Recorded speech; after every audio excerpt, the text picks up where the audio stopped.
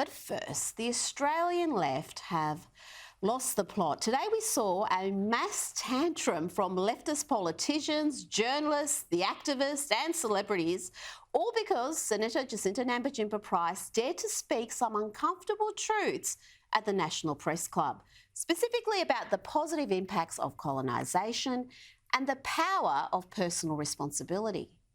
But if we keep telling Aboriginal people that they are victims, well, we are effectively removing their agency and then giving them the expectation that someone else is responsible for their lives. That is the worst possible thing you can do to any human being, is tell them that they are a victim without agency. And that's what I refuse to do. The leftist journalists, the same mob who have embarrassed themselves this week with their protection racket for voice architect Marcia Langton, are determined to paint Senator Price as unfeeling or unsympathetic. These white saviours are outraged that she refuses to regurgitate their black armband view of the country, their simplistic notions about colonisation and intergenerational trauma. Today, Price has copped invective from everyone from C-grade actors to former Treasurer Wayne Swan to Minister Linda Burney. All for stating facts. It seems truth-telling is only welcome if it's pushing a certain narrative. I have talked to Indigenous people, and I'm sure others have too, who talk about generations of trauma among Indigenous Australians as a result of colonisation. Whether that means that colonisation continues now is probably a separate question, but would you accept that there have been generations of trauma as a result of that history? Well, I guess that would mean that those of us whose ancestors were dispossessed of their own country and brought here in chains as convicts are also suffering from intergenerational trauma. So I should be doubly suffering from intergenerational trauma.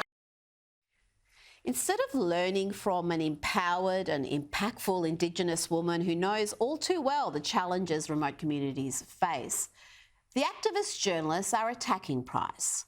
But the rest of us who watched that speech saw a powerful woman giving a masterclass in civility, reconciliation and statesmanship, a stark contrast from the race-baiting voice advocates.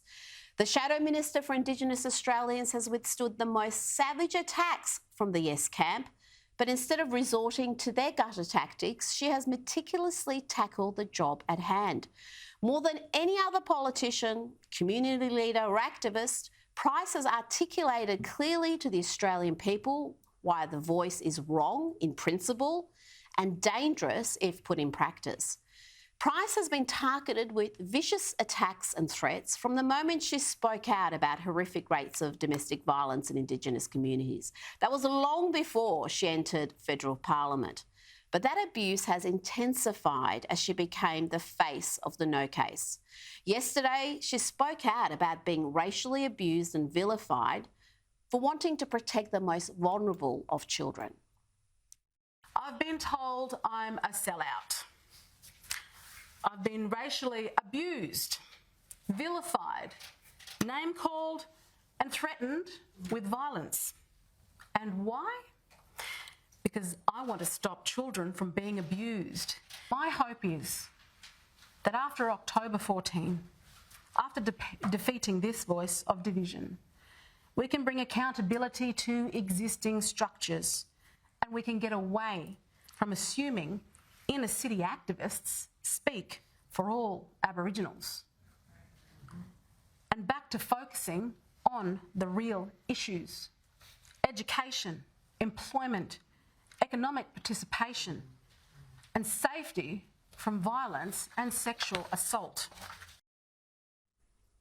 That is precisely what this country needs: accountability for the enormous sums spent on closing the gap, more than $30 billion a year with such deplorable outcomes.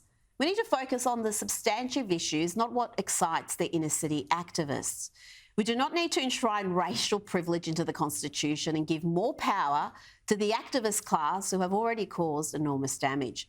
If only the media were as interested in investigating the billions squandered annually as they are running a protection racket for Marcia Langton and her reckless rhetoric, which goes well beyond calling no voters racists.